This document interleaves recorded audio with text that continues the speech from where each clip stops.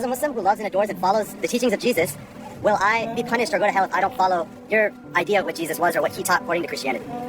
If Muhammad spoke the truth, I'm going to hell. Because I'm a blasphemer. I'm worshiping Jesus as God. So if Muhammad spoke the truth, I am going to hell.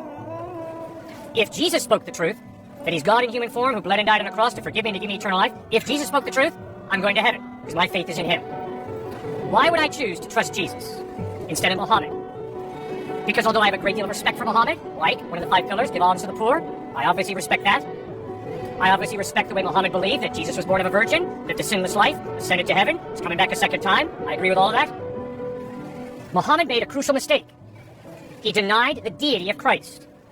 Now, when was Muhammad born? 570 AD, which means he obviously never met Christ. But Matthew, Mark, John, Peter, James met Christ. And they all insisted that Christ claimed to be God. Repeatedly in the Quran, it is stated, Jesus is not God. He's a good prophet, but he's not God. Repeatedly in the New Testament, it's stated, Jesus is God in human form.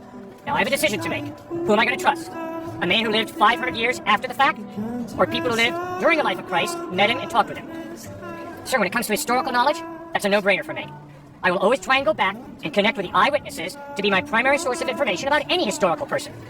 If you think I'm going to trust the guys who flew planes into the U.S. World Trade Center to be my primary source of information about Muhammad, you're nuts.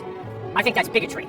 To find out about Muhammad, I better have the intellectual honesty to read the Quran. And if I use some terrorists as a reason to reject Muhammad, I'm a narrow-minded bigot. So, if you're seriously considering Islam, you better read the Quran. And all I'm doing is standing here saying, if you're really interested about Jesus Christ, you owe it to yourself to read the Gospels, the eyewitness accounts of Jesus, and ask yourself, does the evidence point to him being reliable or not?